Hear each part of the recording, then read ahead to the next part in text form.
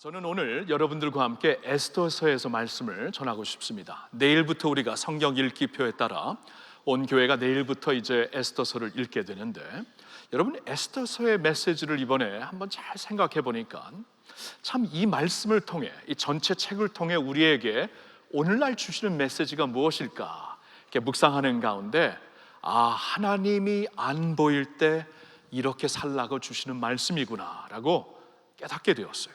하나님이 안 보일 때, 여러분 하나님이 안 보일 때 어떻게 사시나요? 우리가 하나님을 믿는 사람들인데, 하나님을 믿는다는 것은 하나님이 계신다는 것을 믿는 게 아닙니까? 그렇죠?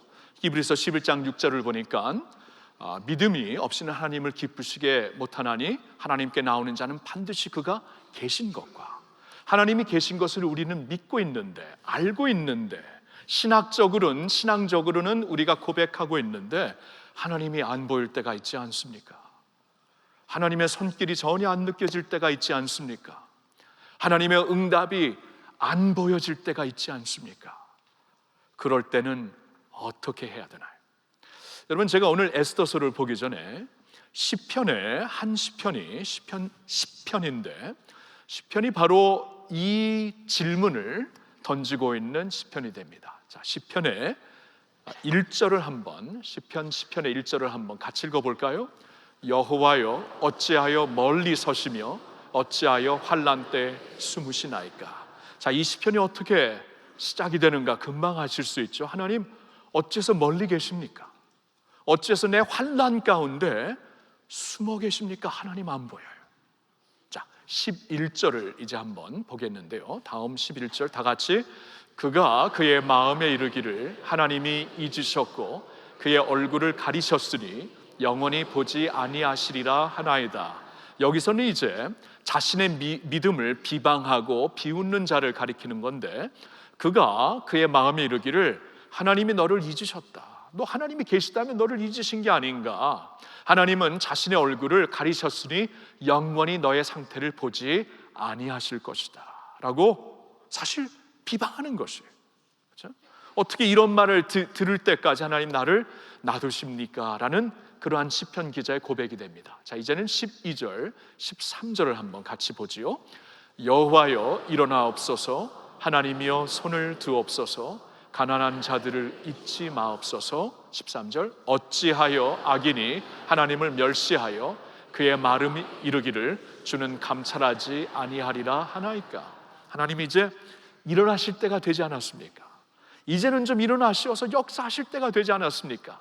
어찌해서 저 악인들로 하여금 하나님을 멸시하게 합니까? 그리고 마음에 이르기를 주는 감찰하지 아니하는 분이라고 그들이 비웃게 하십니까? 이제는 하나님께서 일어나실 때가 되었습니다 라고 고백을 하는 것이에요.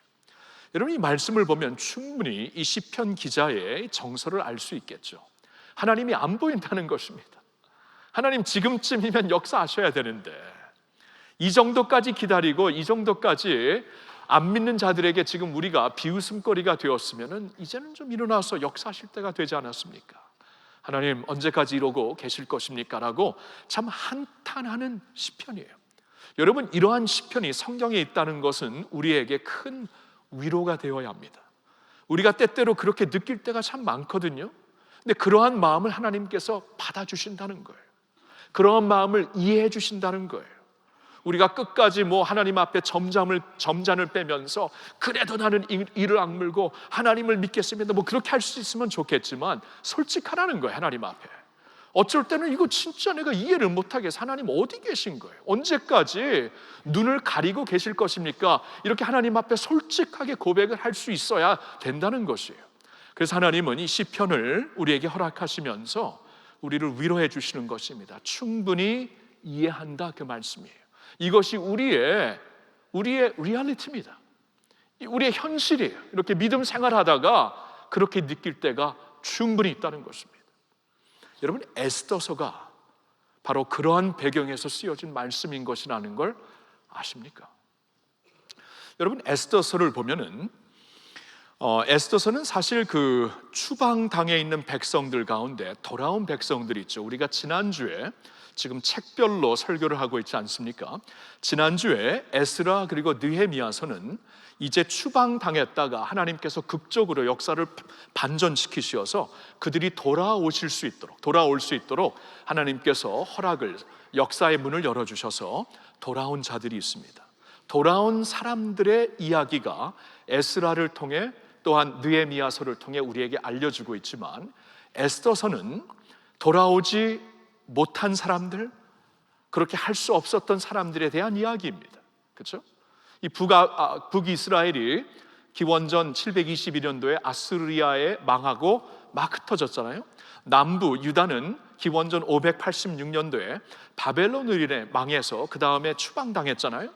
그래서 돌아오지 못한 백성들의 스토리. 그러니까 돌아오지 못했다는 것은 지금 그냥 온 세상에 퍼져 있는 사람들, 온 세상에 막 이렇게 흩어져 있는 사람들, 잊혀진 사람들, 그런 사람들이에요.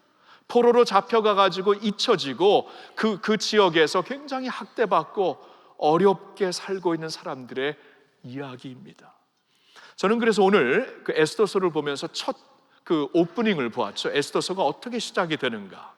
이 오늘 말씀을 1장을 여시면서 하나님이 이때는 페르시아 왕국의 아하스웨로 왕의 시대였다라고 말씀을 해주시고 있죠.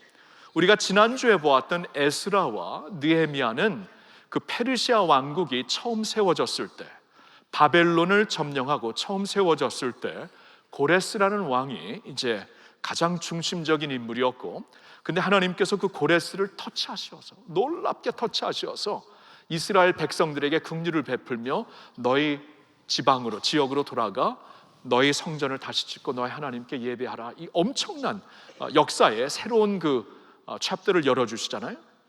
그런데 이제 고레스가 지나가고 그 다음으로 이제 그 막간에도 다른 인물들이 있었지만, 그 다음으로 역사의 굉장히 중요한 인물로, 페르시아의 중요한 왕으로 등장하는 사람이 바로 아하스웨로, 이 사람입니다.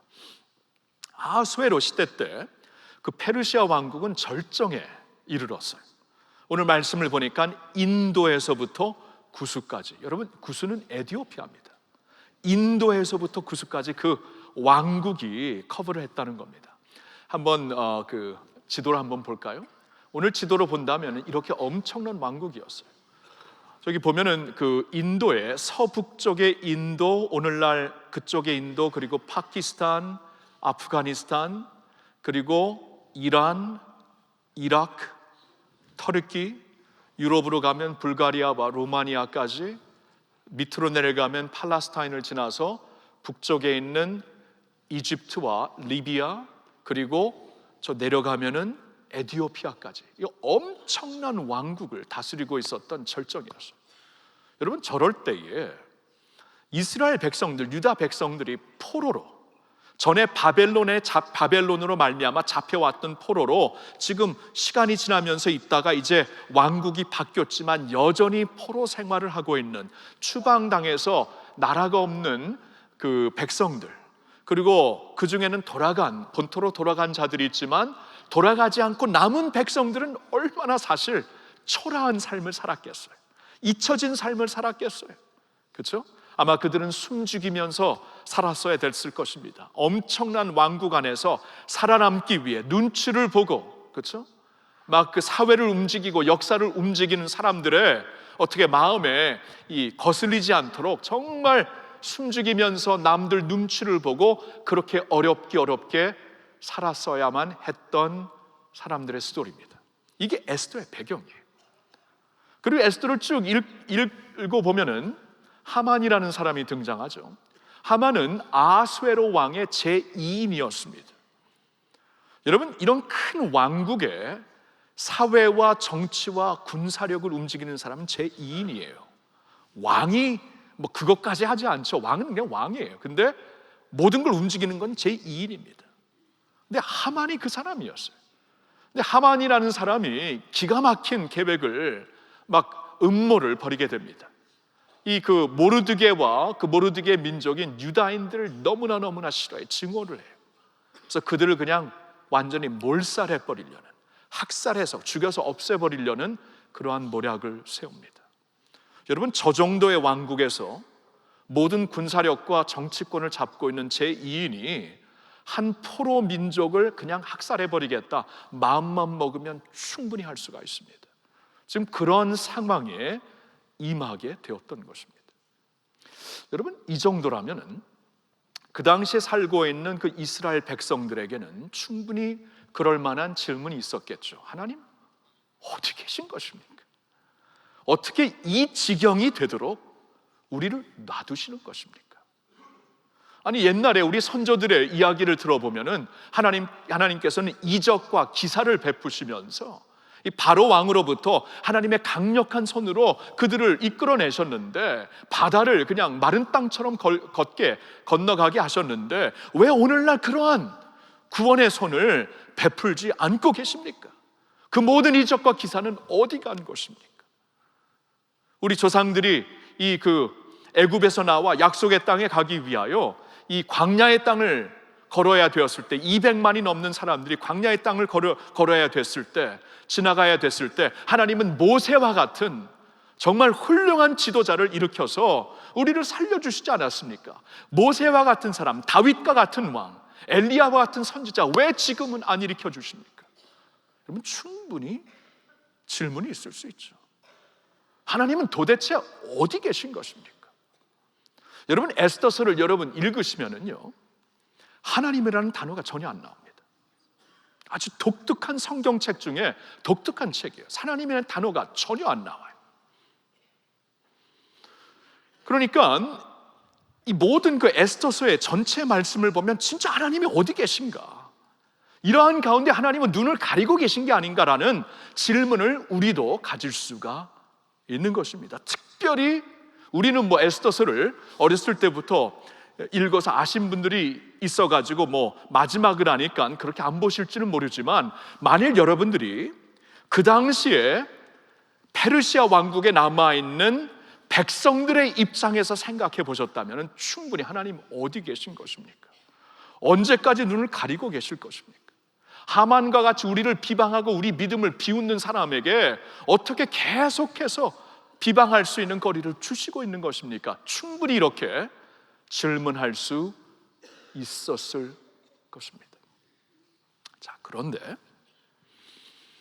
하나님이 안 보인다고 하나님이 역사하시지 않고 계신 건가요? 여러분, 제 어렸을 적에 사진을 보면은 한 분이 찾을 수가 없어요. 한 분이 안 나타납니다. 저희 아버지예요. 아버지가 안 나타납니다. 왜냐하면 그분이 사진을 찍으셨기 때문에. 그렇죠? 사진을 찍으신 분이기 때문에 안 나타나요. 안 보여요. 안 보여요. 그런데 조금만 더 우리가 안 보이지만 마음의 눈을 뜨고 영안의 눈을 뜨면은 사실 아버지가 중심에서 모든 것을 주관하고 계시는구나. 사진 이렇게 찍어라, 이렇게 서라, 이렇게 웃어라, 찍어주시는 분은 아버지구나. 우리가 그렇게 볼 수 있죠. 그러니까 에스더의 메시지가 그런 메시지입니다. 하나님이 안 보여요. 근데 사실 진행되고 있는 모든 환경을 보면은, 상황을 보면은 하나님이 모든 것을 주관하시고 계세요. 이게 에스더의 메시지입니다. 여러분, 1장을 보면 이제 내일부터 읽으시게 되는데, 1장을 보면은 아하수에로 왕의 왕비 와스디라는 여인이 나오는데요. 와스디가 어느 날 이렇게 좀 헷가닥한 것 같아요. 왕이 이렇게 특별히 잔치를 이렇게 준비해 놓고 모든 사람들이 굉장히 그 정도 왕이었으면은 세계적인 미인이었겠죠. 그래서 모든 이렇게 자신이 초청한 모든 그 지방의 127지역의 그 총독들 앞에서 자기 왕후를 좀 한번 자랑하고 싶어서 부르는데 안 나가겠다는 거예요. 무슨 배짱인지 뭘 잘못 먹었는지 하여튼 모르겠어요. 햇빛을 너무 받았는지 좀 헷가닥한 것 같아요. 그래갖고 안 나가요. 그래가지고 이 왕이 너무나 상심하게 됩니다. 자, 이게 그냥 역사에 지나가는 일이라고 볼 수가 있지만, 충분히 그럴 수도 있다고 보지만, 하나님의 이 비하인드 씬에서, 안 보이는 곳에서 모든 것을 주관하시는 하나님의 손길을 본다면 이건 우연이었을까? 우연이 아니었을까? 우리가 한 번쯤 다시 생각하게 됩니다. 그로 말미암아 아하수에로 왕은 새로운 왕후를 구하게 되고 그 중에서 에스더가 선택이 돼요. 여러분, 에스더를 이제 성경에서 보게 되면은 그는 아마 부모가 없이 자란 고아 같아요. 이제 부모의 이름이 없습니다.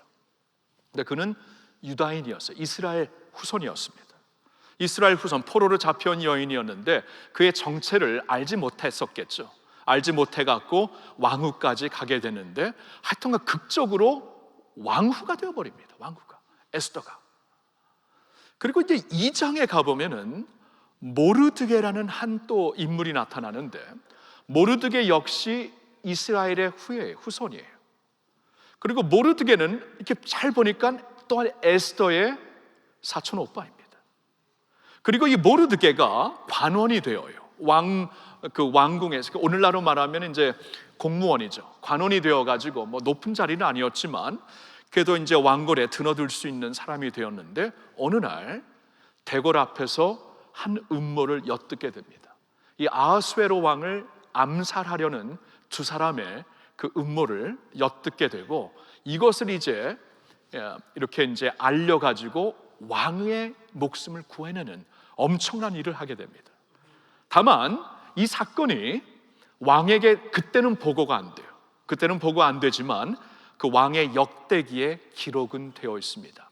그러면서 이제 3장으로 가면은 하만이라는 사람이 나와요. 하만이 그 제2인이 됐는데, 이 사람이 참 모르드게에 대해서 눈에 거스리는 가시처럼 모르드게를 보게 되고, 저 사람 때문에 그냥 비유가 항상 상한다 그러면서 모르드게 이 친구의 이거 누구 민족이냐, 그 민족을 다 그냥 죽여버리리라 하면서 엄청난 계획을 갖게 됩니다. 4장에 가보면은 모르드게가 자기의 사촌 동생 에스더를 찾아가서 에스더에게 이 모든 일을 얘기해 주면서, 지금 너가 왕후가 된 것이 우연이라고 보지 말아라. 바로 이때를 위해 하나님께서 세워주신 게 아니냐. 이때 너가 일어나야 된다 하면서 에스더를 도전을 합니다. 여러분, 에스더는 그 당시 관습으로 아마 10대 소녀였을 거예요. 얼마나 두려웠을까요? 왕 앞에 나와서 이 계획을, 제2인의, 사실 왕을 움직이는 제2인 하만의 계획을 막는다는 것은 이건 목숨을 걸고 하는 일이었습니다. 그래서 고민을 하고 기도를 하다가 죽으면 죽으리다 하면서 에스더가 이제 결단을 하고 일어나는 게 4장에 나옵니다. 자, 6장에 나와서는 엄청난 일이 또 벌어지는데, 6장에서는 이제 하만의 계획이 이제 펼쳐지는 하룻밤 전입니다. 이제 그 다음 날이 되면 모르드게를 죽일 것이고, 그 다음에 이제 모든 유다인들을 학살하려는 계획이 실천이 될 것인데, 바로 하필이면 그날 밤에 왕이 잠을 못 자요. 불면에 빠지게 됩니다. 그래서 왕이 잠을 못 자니까 이제 역대기라도 읽어보면서 그 많은 책들 중에 하나를 딱 골라가지고, 뭐 그 당시에는 이제 가죽 두루마리였지만 골라가지고 읽게 되는데, 그때 모르드게의 사건을 알게 돼요. 보면서 이런 일이 있었구나.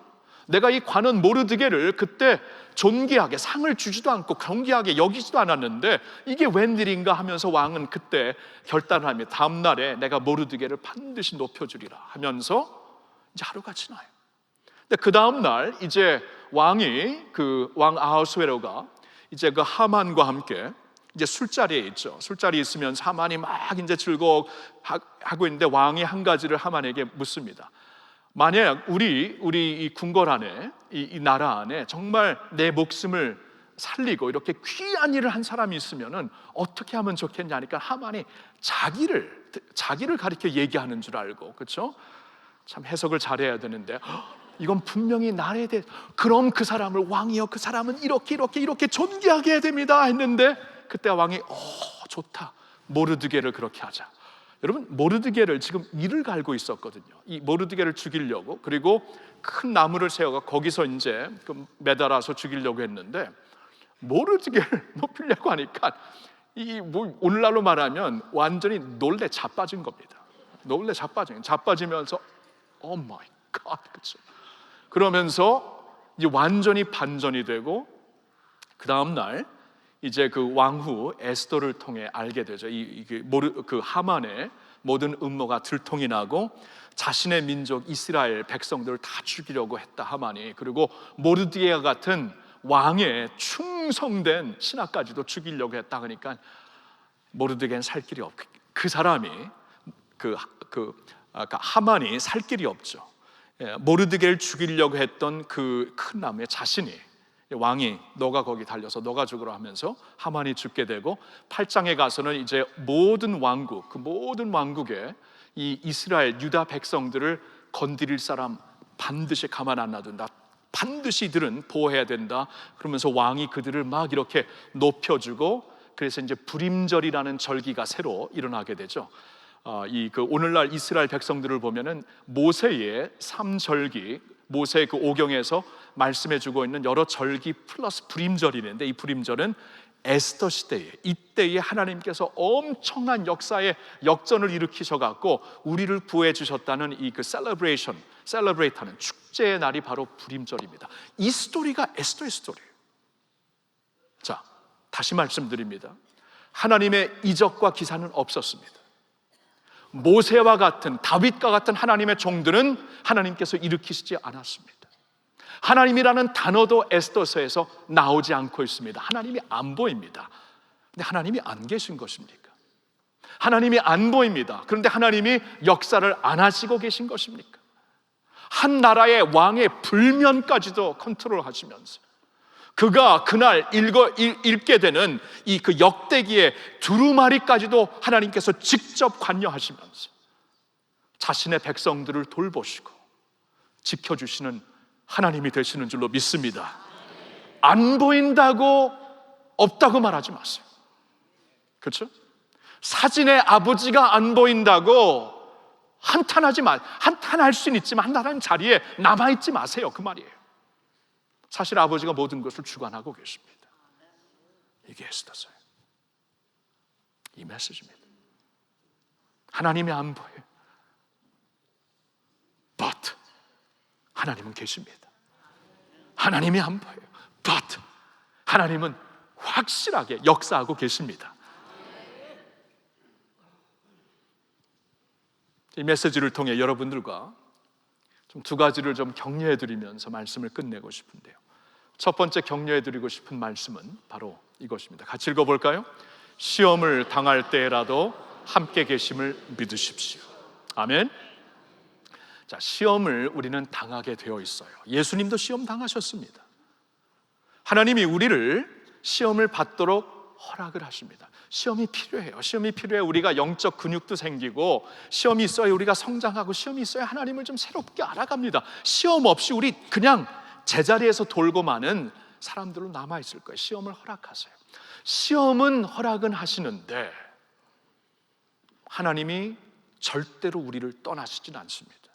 자, 그게 이제 귀한 말씀이에요. 오늘 에스더서를 통해 우리에게 주시는 메시지, 시험을 당할지라도 하나님은 함께 계신다.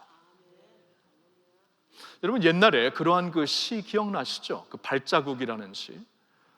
그 이제 미국인, 몰라요, 누가 썼는지도 모르는데 이게 굉장히 좀 유명해졌죠. 어느 날 한 성도가 자신의 삶을 돌아보니까 항상 자신의 걸었던 길에 그 두 개의 쌍발자국이 있습니다. 나의 쌍발자국, 그리고 또 한 분의 쌍발자국이 옆에 있는 거예요. 그러니까 항상 내 삶에 나와 함께 계신 그분이 계셨다, 주님이라는 것을 분명히 알고 있습니다. 주님이 항상 나와 함께 계셨구나. 안 보였지만 발자국은 분명히 있었습니다. 그런데 조금 더 자세히 자신의 인생을 돌아보니까 가장 어려웠을 때, 가장 힘들었을 때, 가장 환난을 당하고 있었을 때는 한 쌍발자국만 보이는 거예요. 그렇죠? 한 발자국만 보이는 거예요. 그래서 그때 주님께 물었답니다. 주님, 왜 가장 내가 주님이 필요했을 때는 왜 혼자 걷게 하신 건가요? 왜 그때는 혼자 걸어야만 되었나요? 주님, 그때 어디 계셨나요? 그때 주님이 대답을 하십니다. 얘야, 거기 보이는 한 발자국은 너의 것이 아니라 내 것이다. 내가 너를 안고 갔다. 내가 너를 업고 갔다. 그게 이제 굉장히 터칭하는, 굉장히 우리 마음속에 그런 것이구나 깨닫게 하는 그러한 시죠. 그렇죠? 우리가 진짜 이해가 안 돼요. 바로 이때야말로 하나님이 필요했는데, 하나님 어디 계신 건가요? 내가 너를 업고 갔단다. 그 발자국은 내 거야. 너는 나한테 안겨 있었던 것이에요. 오늘 찬양곡에 이런 가사가 있습니다. 한번 들어보실래요? 나의 두 손 피곤하여 힘을 잃고 내 무릎 연약하여 주저앉고 싶을 때 부드러운 주님의 음성 내게 말씀하시네. 내 너를 품에 안고 걸어가리라. 내 너를 등에 업고 날아가리라. 나를 먹고 마시거라. 내가 너를 살리리라. 여러분, 예수님이 이런 말씀하시죠. 나는 생명의 떡이다. 나를 먹어라. 나는 참된 음료다. 나를 마셔라. 우리가 주님을 먹고 마신다면 주님은 죽으시는 거예요. 주님이 다 모든 고난을 받으시는 거예요. 근데 우리가 주님을 먹고 마심으로 너가 산다, 그 말씀이죠. 그러니까 주님이 우리에게 주님의 사랑을 먹고 마실 수 있도록 말씀을 주셨고 은혜를 주셨습니다. 지금 주님은 하나님 승천하시어서 하나님 우편에 계십니다. 승천하셨다는 것은 한때에 육신의 몸을 입고 우리에게 오셔서 우리가 직접 만지고 우리 곁에 직접 볼 수 있는 곁에 주님이 계셨지만, 승천하셨다는 것은 이제는 볼 수 없이 하나님 우편에 계시다는 거예요. 그게 승천하셨다는 뜻이 아닙니까? 이게 신앙 고백이에요. 죽으신 지 사흘 만에 다시 살아나시사 하늘에 오르시고, 지금 하늘에 오르셨어요. 근데 하늘에 오르셔서 무엇을 하시는가? 그게 중요하죠. 로마서 8장 34절에 보니까 하나님의 우편에서 우리를 위해 간구하신다. 하나님 우편에서 권위의 자리에서, 모든 역사를 주관하는 권위의 자리에서 우리를 위해 기도를 하신다. 그렇죠? 그러니까 신앙이 굉장히 중요한데, 우리의 믿는 신앙 중에 하나가 하나님의 부재예요. 그 부재라는 것을 오해하시면 안 됩니다. 하나님 우리를 버렸다는 게 아니고, 한때는 육신의 몸을 입고 내 곁에, 내가 만질 수 있는 곁에 오셨지만 지금은 승천하여 그곳에 계신다. 그럼 부재 가운데 우리가 사는 거예요. 지금 부재 가운데, 그렇죠? 우리가 항상 하나님의 이적과 기적을 보고 맛보고 그렇게 살 수가 없습니다. 그렇게 살라고 우리에게 허락하신 은혜가 아닙니다. 지금 부재 가운데 사는데, 그러나 그 부재 가운데서 주님의 우리를 위한 중보 기도가 있고, 주님의 다스리시는 권위가 있고, 우리가 먹고 마실 수 있는 말씀을 주셨고, 주님의 몸된 교회를 주셨고, 성찬 예식으로 그를 먹고 마실 수 있는 은혜를 주셨다는 것입니다. 이걸 먹고 살라는 것이에요.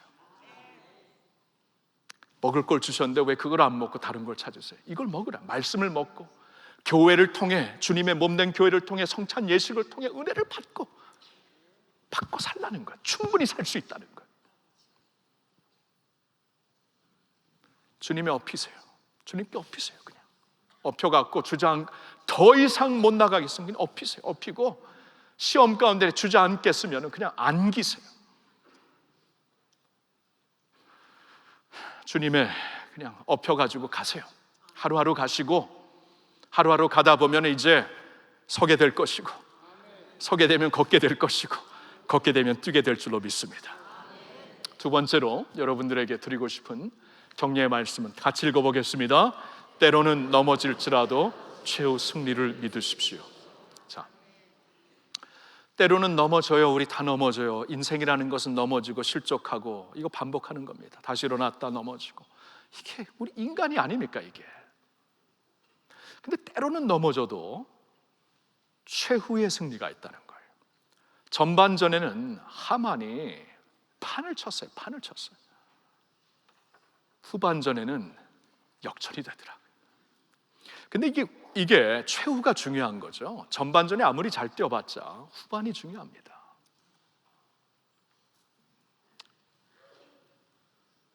우리가 힘들고 어려울 때,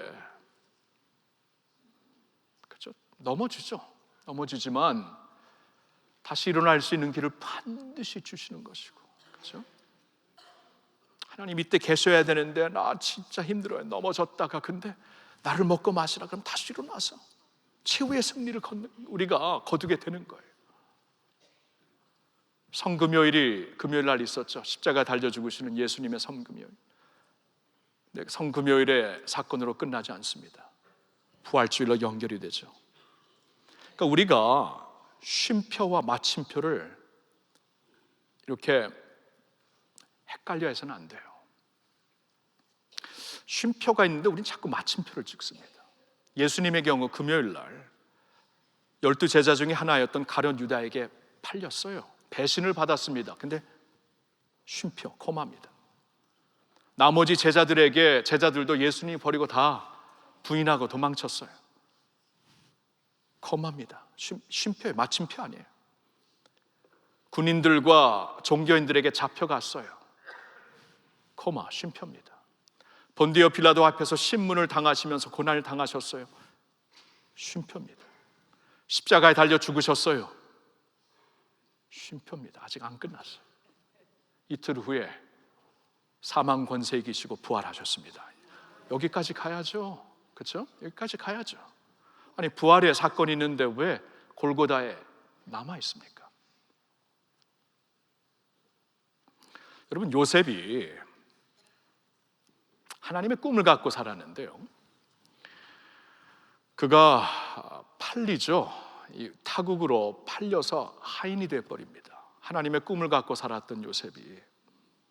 그리고 하인으로 팔려갔다가 거기서 누명을 쓰고 억울하게 감옥에 떨어집니다.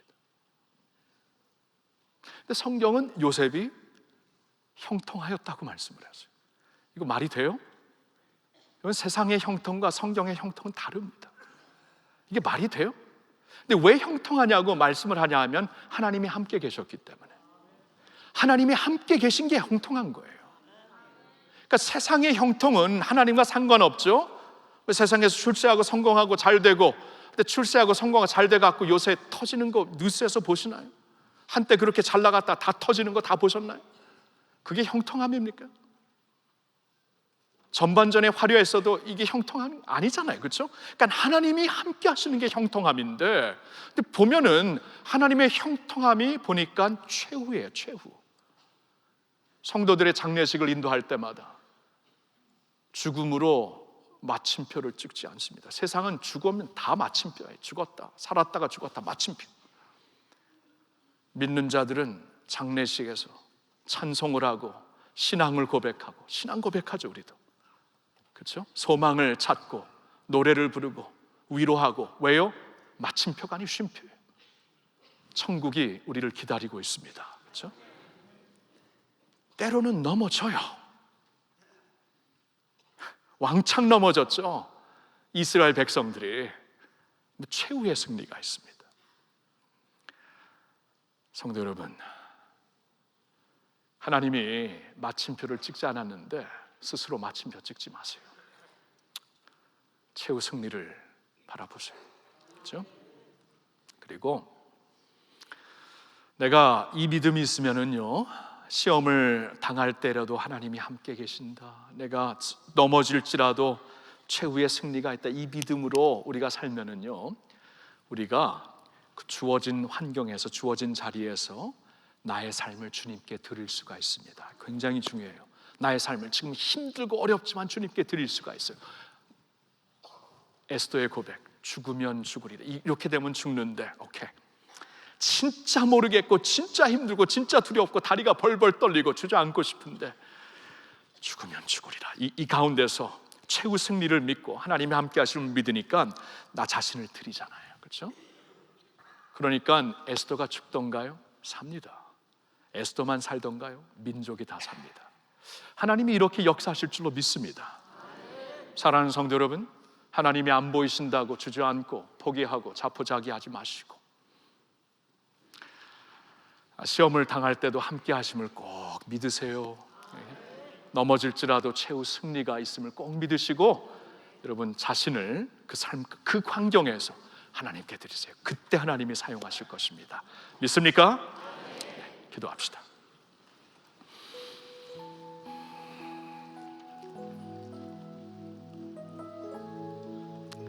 아버지 하나님, 오늘 우리 성도들의 마음을 주님이 아십니다.